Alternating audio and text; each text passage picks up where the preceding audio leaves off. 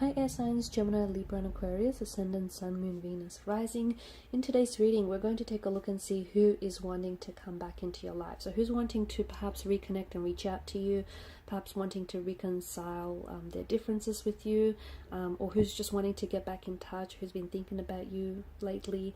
There is going to be a part 2 and extended to this reading, and part 2 is going to be made available via the extension link below. In the extended reading, we're going to explore the messages further and maybe take a look and see, why is it that they're pulled away or left or disconnected in the first place.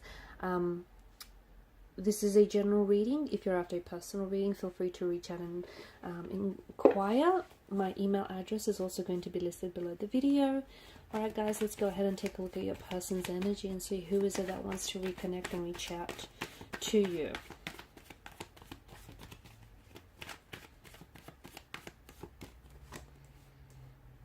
Okay, so Emperor energy.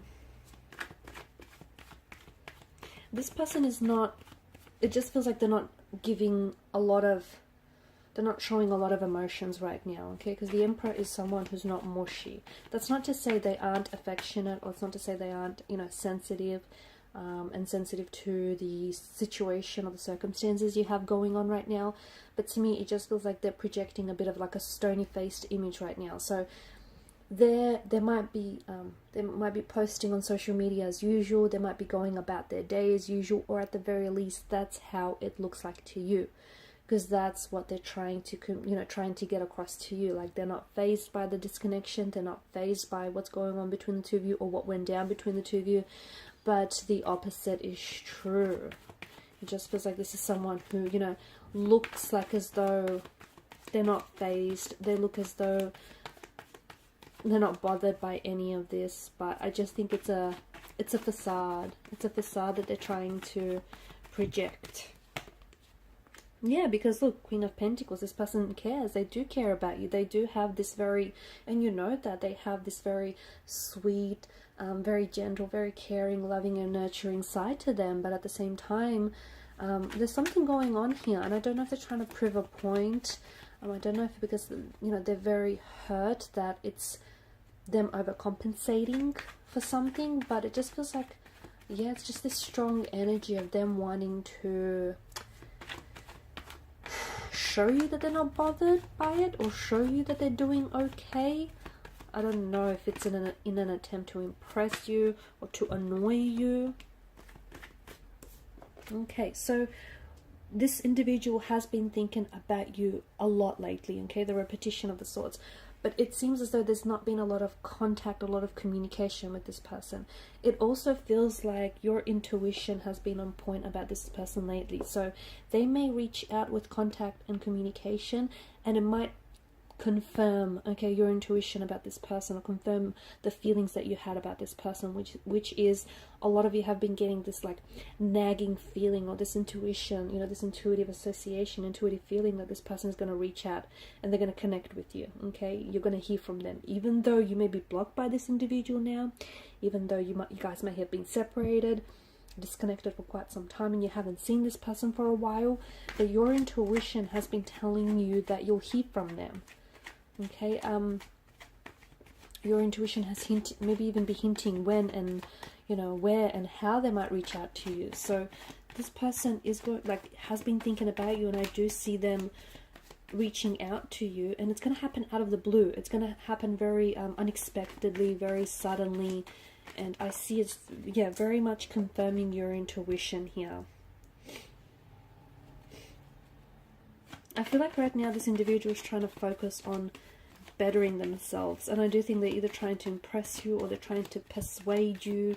They're trying to, it just feels like they're trying to convince you actually that that they are worthy of your love, or they are worthy of coming back into your life. This person wants to leave the past behind, because the past that you had has been very tumultuous. See, this is someone whom, you have separated with this person. This is someone who may have really hurt you, and who may have said or done things to hurt you. This is someone who may have betrayed you, who may have broken your heart and shattered it into tiny little pieces. And this is someone who is hurting, okay? So I said that there's a reason. There had to be a motivation for them trying to, and there is. There's, you know, how I said at the beginning that this person is purposely trying to appear as though they're very cool and they're very unfazed and not bothered by this, but they are.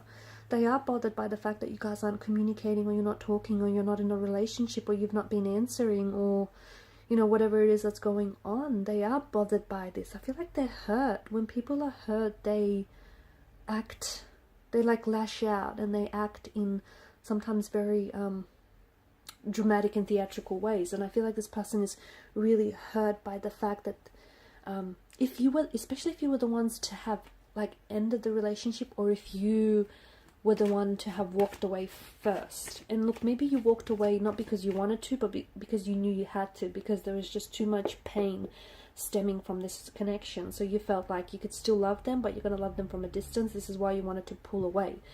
You could also be doing long distance with this person, something about moving away, whether it's moving away physically from them or pulling away like emotionally. This person feels very hurt and very rejected by you. Okay, and this is them trying to get back. This is their way of trying to get even with you by not communicating with you, by not, you know, talking with you. It just feels like this person is still hurting. They feel very like bitter.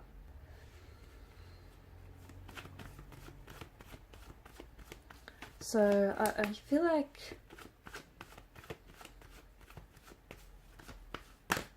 this person is wanting to come back. This is someone who does want to come back and who wants to reach out. But to me, it just feels like this person's energy, they're still hurt. Okay, so it's like they, you know, you have to, they're letting the pain subside. It's like they're still trying to work through that rejection, or that pain, or that even they might even feel abandoned by you. Okay, because this person may have been very triggered by the way things ended, emotionally triggered. So for example, they may be really insecure, they may have very like you know, anxious attachment style, or, you know, you leaving them or even you pulling away from them somehow emotionally triggered them and brought back up some very tumultuous memories from the past.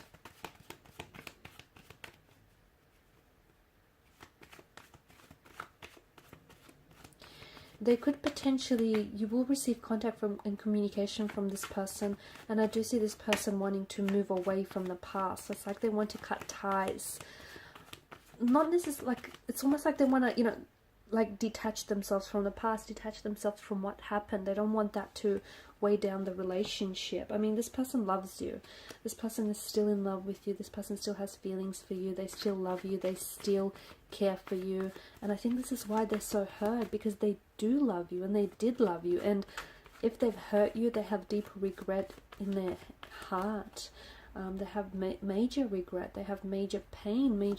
They feel a lot of like hurt. They feel a lot of a loss in their life, or they feel like they've lost something really wonderful with you. Okay, and they, you know, it's hurting them. It's hurting them that they hurt you. It's hurting them that they didn't realize a good thing when they had it.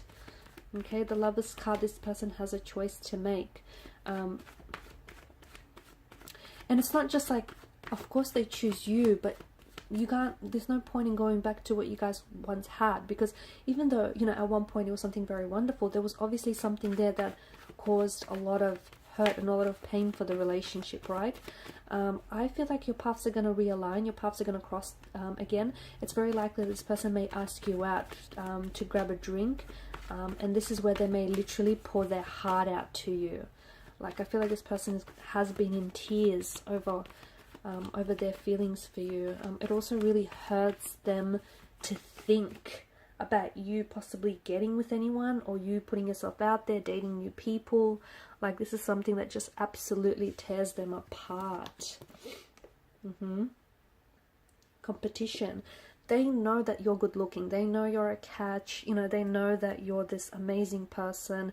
And that they know that there are other people, like, you get attention and you know it, and they know that there are other people competing for your attention, competing, you know, to be with you, to get to know you. So this person feels as though they have to step up their game. This person feels as though they have to act quickly. If they don't, if they don't, they know that they could potentially lose you forever. So this person has every intention of coming back. Again, you know, more competition.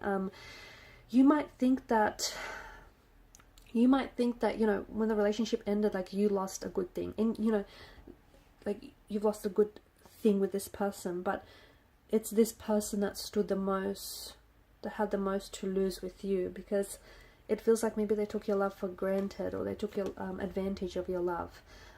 There is some sort of, like, they're nervous. There is some sort of energy of fear and like a very nervous kind of energy about them reaching out to you. They are scared because conversation was a little bit, was it volatile? Was it a little bit aggressive?